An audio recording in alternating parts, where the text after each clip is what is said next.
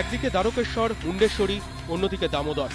বাঁধ ভেঙে বন্যার জলের তলায় গ্রামের পর গ্রাম। ডুবে গিয়েছে প্রচুর কাঁচা বাড়ি।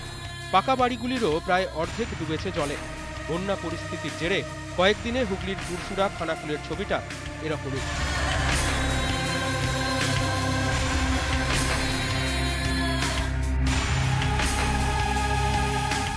বাড়ির বাইরে বেরোনোর উপায় নেই। খাবারের সঙ্গে সংকট দেখা দিয়েছে পানীয় জলের। তারপরও ত্রাণ না মেলায় ক্ষোভ বাড়ছিল বন্যা দুর্গতদের মধ্যে। অবশেষে স্পিড বোটে করে এলাকায় ত্রাণ নিয়ে ঢুকলেন রাজ্য বিপর্যয় মোকাবিলা দপ্তরের কর্মীরা। এই সমস্ত জায়গাগুলো যেগুলো কার্যত দুর্গত প্রবণ হয়ে পড়েছে, সেখানে বিস্কুট, চিড়ে, পানীয় জল সহ শুকনো খাবার পৌঁছানোর কাজ ইতিমধ্যেই শুরু হয়েছে। বহু বাড়িতে বাচ্চারা রয়েছে, তাদের জন্য বেবি ফুডেরও ব্যবস্থা করে রাখা হয়েছে।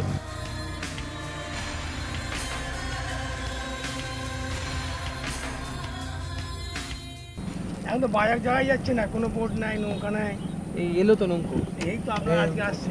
কি অসুবিধাটা কি হচ্ছে? বেরোতে পারছি না। এর আগে এরকম অবস্থা হয়েছে? না, প্রথমবার।